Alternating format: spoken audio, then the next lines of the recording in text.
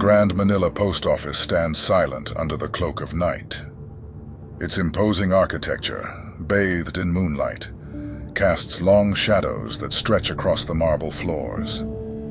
The only light comes from a solitary desk lamp in the security office, where Ricky, the lone security guard, sits monitoring the dimly lit corridors on a series of old security cameras. A heavy silence pervades the building, broken only by the occasional hum of distant machinery.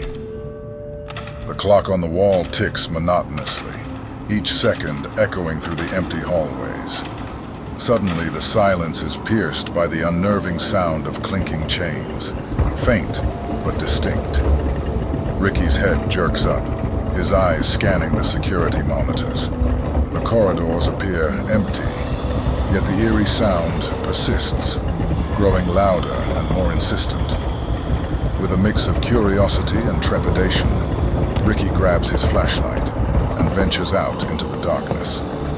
The temperature in the hallway drops noticeably as Ricky walks, his breath forming visible clouds in the chill. The clinking of chains transforms into a dragging sound, accompanied by soft, ghostly whispers that seem to swirl around him.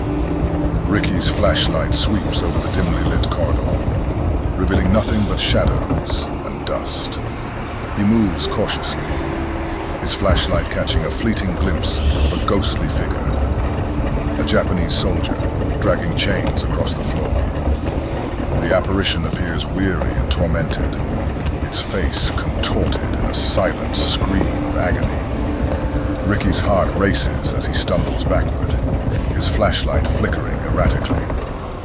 Before he can regain his composure, the sound of marching fills the air. Ghostly figures of Japanese soldiers appear in a ghostly parade, their faces frozen in expressions of fear and determination.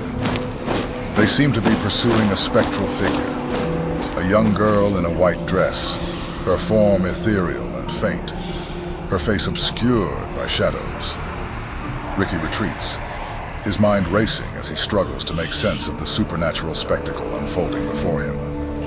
The girl's figure vanishes as abruptly as it appeared, leaving Ricky alone with the haunting echoes of the soldiers' march. A loud crash from a nearby room startles him, pulling him from his daze. Ricky cautiously approaches the storage room, the air heavy with foreboding.